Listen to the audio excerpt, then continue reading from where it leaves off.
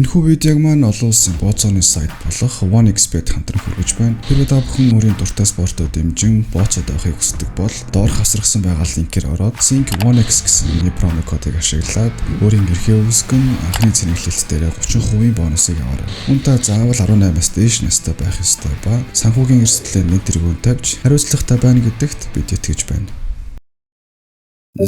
Окей, удаан үлдсэнгүү. Тэгээд өнөөдөр хэдүүлээ 2018 оны 7 сарын 7-нд нээлттэй хийж байсан On Children гэх 5 бүлэг цуврал киноны эхний парт болох Mother's Remote гэдэг сонирхолтой киног ярилцах болно. Ер нь бол энэ цувралын утга санаа нь болохоор ер нь 10 жилийн сурагч хүүхдүүдийн сэтгэл зүйн байдал, гэр бүлийн дарамт шахалт, peer pressure зэрэг олон зүйлсийг ер нь агуулсан тийм цуврал байгаа. За тэгээд олон талын амнаршилгүй шууд кино руугаа оръё доо.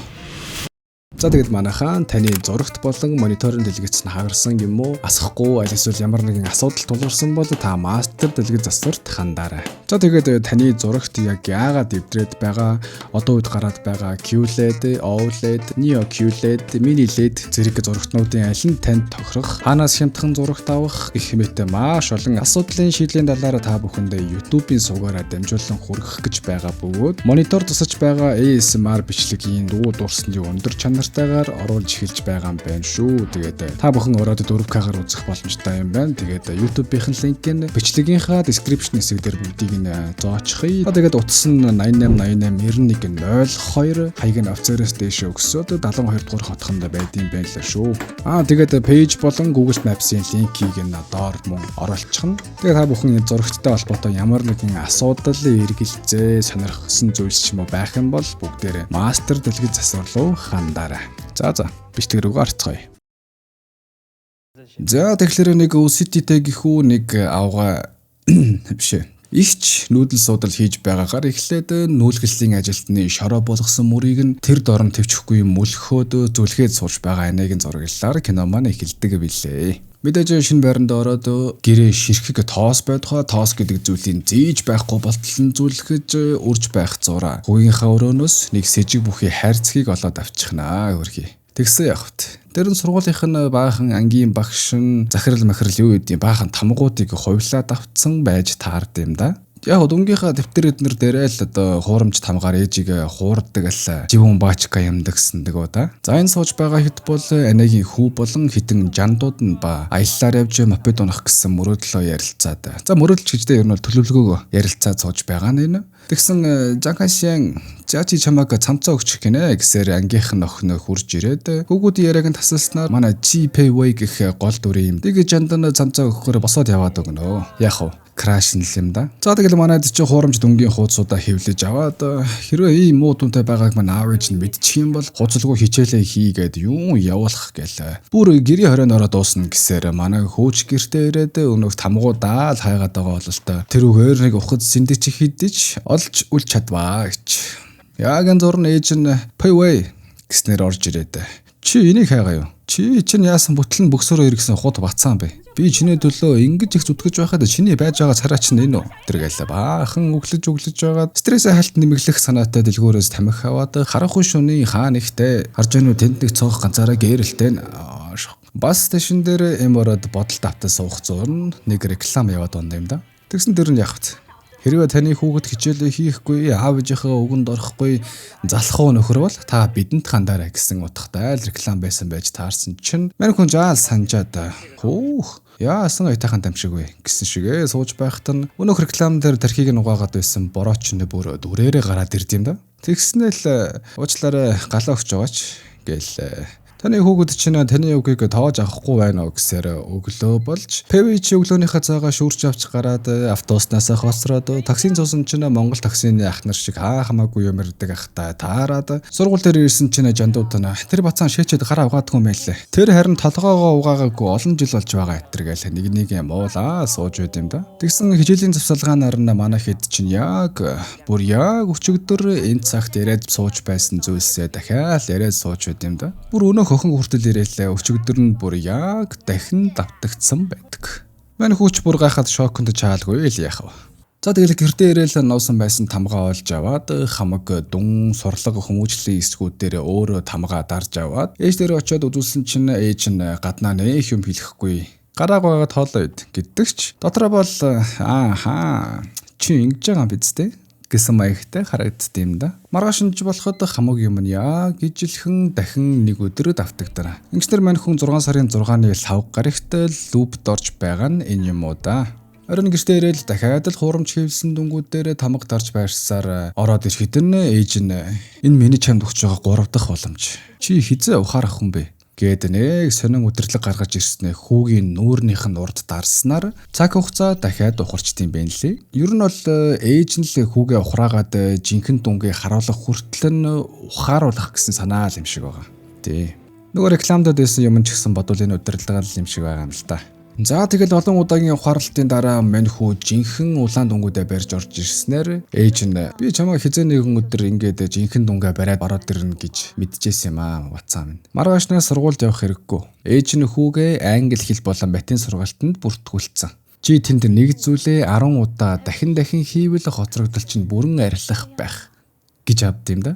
Яг уу санаа нь нэг өдрийг буюу нэг удаагийн хичээлийг 10 өдөр дахин үзнэ гэсэн санаа. The fuck dude. За тэгэл маргааш нь миний авч өгсөн хувцсыг өмсөд яв гээл хүүгийн өмссөн байсан хувцсыг нь солиулаад тэгснээл би хичээлээ сайн хийж сайн их сургуульд орж ээжийнхээ урмыг хоглохгүй гэсэн мантраг уншуулад бүр байнга энэ үгийг хэлж бай гэд хичээл рүү нь явууллаад манай хүүчин мэдээж хэрэг маш олон удаа дахин нэг хичээлдээ сууж таарж байгаа юм л да.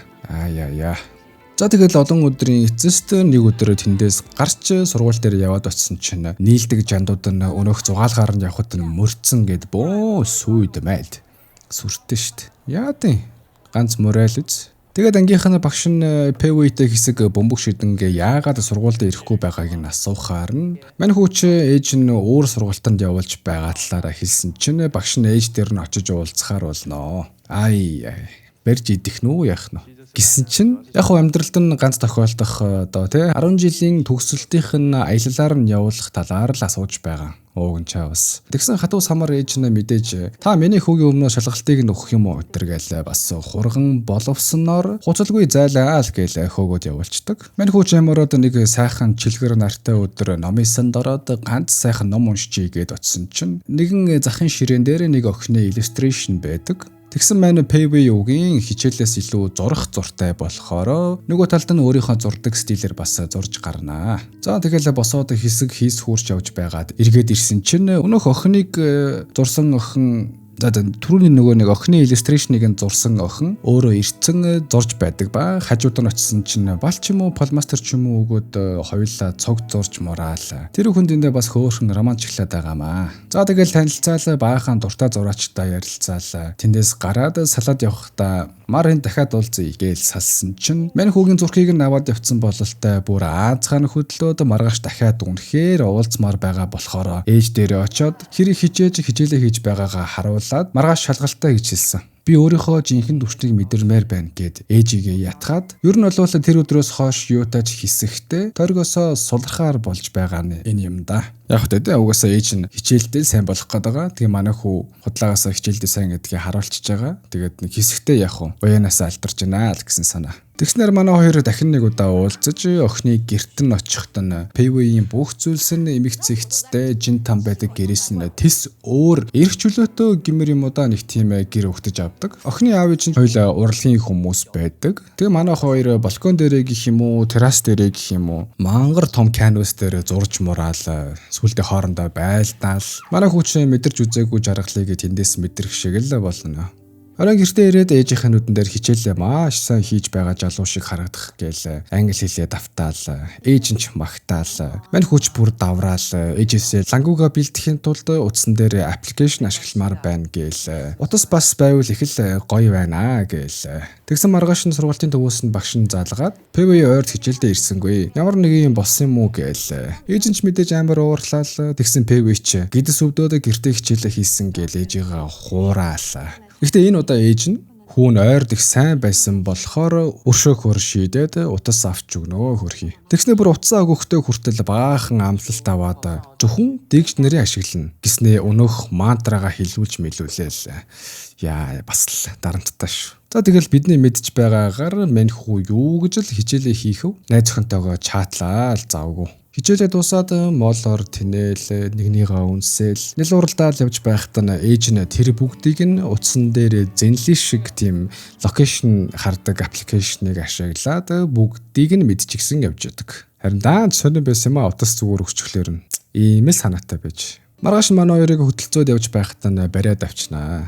Тэгээд цуг хоол идэхдээ их л сайхан ааштай ээж шиг аашлаад. Дараа нь аав ээжтэй чинь цуг бөөндөө хоол идээ итэргээл. Чаажсна орой гэртээ ирснэ хүүгээ баахан зэмлээд чи дахиж номын сан руу явахгүй. Тэргээл хүүгээ баахан загнаж гараалгүй яах вэ? Манай хүү чинь удаа бүр үнэхээр төвчөхгүй өөдөөс нь бас баахан хэрүүл хийгээд эцэст нь ээжийнх нь сүүлийн сонголт нь өнөөх удирдлага. Тэгэл өнөөх удирдлага гаргаж ирэл манай хүнийг сүрдүүлээд оннаа чаавс. Булаавга чинь. Ман PVH та наадхаа ашигладаг би таныг нассаараа үзэн ядна гэд мөчөөгөө өгөхгүй тэмцдэгч. Эцэст нь Блауга нь чи дараа надад өөрөө таларгах болно гэснээр товчийг нь дарчилгүй л яах вэ? Хүүч өглөөс ирээд шууд гарчгүйгээд найз өхнийхөө гэрт нь очиод баахан дуудаж гаргадагч. Охинч төр аавч тэр огт түүнийг таньдаггүй. За энэ үеэс хойш мань хүүч галзуурахад ганц хуруу дутуу болж шалуурч хэвтэрд орж байгаа юм да. Өнгөрсөнд тохиолсон бүх гоё дурсамжууд нь байн орж ирээд маш гүн сэтгэлийн хямралд орсон байж таардаг да хөрх юм. Ээжинч бүр амар сандраал чадах ятгаараа л им хоол өгөх гэж оролцсон ч хүү бүр огт амсахгүй. Тэгснэ харамсалтай нь хүү нэг л өдөр ванта усанд судсаа ханаж амиа хорлдог. Йоо бүр амиа хорлтол нь бүр заваасан биш шүү дээ. Ээж нь шоконд ороод өнөөх удирдлага сандран байж арай хийж сейфнээсээ гаргаж ирээд цагийг ухрааж хүүг буцаад амьлуулах хэдиж хүү дахиад л усанд тогон зохиулж өгөхөж үзээд цонхоорооч өсөрж өгөхөж үзээд ээж нь буцаагаал цагийг нь ухраасаар л байдаг. Гэтэ нөгөө талаараа ээжд нь бас ямар хүнд байгаа байлаа те. Хүүн ийм хүнд байдалд орчдөг. Тэгэл те. Ер нь бол тэгэл өөрийнх нь л буруу. За.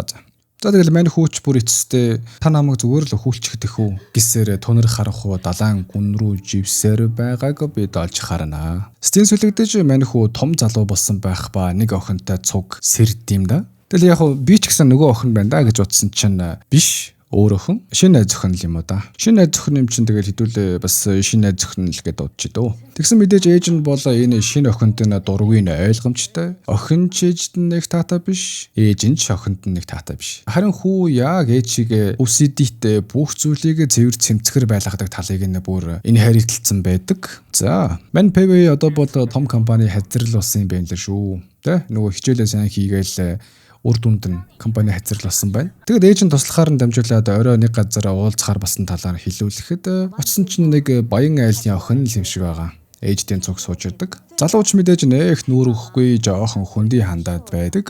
За тэгэл хоолоо идэж дуусаад манай хоёр агаарлангаа ярилцах зураа нэг сонин зүйлийг бид олж мэднэ. Тэр нь юу вэ гэсэн чинь энэ охин Америкт байж байгаагаа саяхан л ирсэн байна л да. Гэтэ яг хөө тэндээ байхдаа аль хэдийн сүү тавьсан байсан юм байлээ. Гэтэ хамгийн сонин нь тэр фиансе болонгууд эмэгтэй хүн. Yes. Мэдээж охины аав нь бол уурлаа зөвшөөрөхгүй байх нь хууль.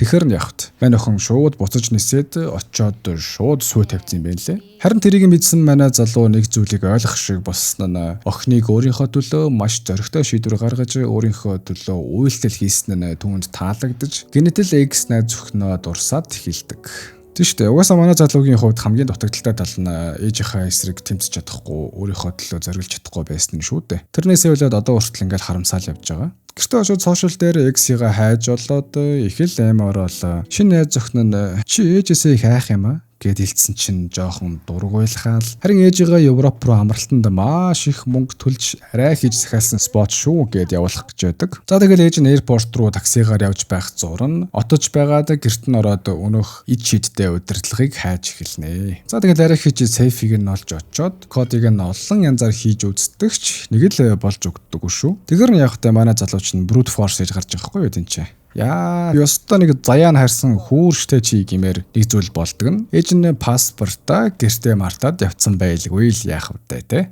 Тэгэж яах вэ? буцаал гэрлүүгөө явж таарж байгаа. Мань Пэви чи баахан уйлж сандарч байгаад эцэст нь нэг комбо хийж үзсэн чинь сейф нь онгож өнөөх удирдлагыг эзэмшсэн цонхон дээр мангар эм борцсон амьдралаа дахин нэг удаа эргцүүлэн бодож байгаа бололтой харагддаг. За тэгэл ээж нь чи гэртээ ирээд таксинаас буух зурн манай залуу яг замын нөгөө талд нь зогсож байгаа харагддаг. Тэгэл мэдээж ээж нь чи наад гартаа юу ярьцیں гэл баахан замын эсрэг талаас ойрлож чарлаж байхад нь мань залуу удирдлага байрсаар ээжтэй эцэст нь нэгэн зориулж хамаагүй хүсэж байгаа зүйлсээ хийх дүү гэд алхсан чинь яг машин зам дээр байж байхад нь хажуунаас нь машин орж ирээд яг та манай залуу чинь ээж рүүгээ ингээд tunnel vision үсгцэн алхажсэн чинь хажуунаас нь машин орж ирж байгаа байхгүй юу. Тэгэл яг мөргөлддгийн даваан дээр манай Payway санамсаргүйгээр гихүү санаатаагаар гихүү удирдлагыг ашиглаж Гэхдээ яг үнэндээ бол тэр үед ашигласанд нь амар баяртай байгаа. Яагаад тэгэхээр яг тэр машин мөргөх агшинд ашиглахгүй ээж дээрээ очиод ярилцаж үзсэн бол магадгүй түүний санааг нь дахиад ээж нь угаагаад brain wash хийчих байсан юм билүү. За тэгэл юутай ч цаг хугацаа маань буцаад ухарч Payway маань дахин нэг удаа Номисанд X найз охинтойгоо уулзаад сэтгэлэн дэвтээд твчихгүй нулимс асгаруулснаар кино маань дуусдаг. Гэхдээ энэ төгсгөлийн хэсэг бол хайр шүү.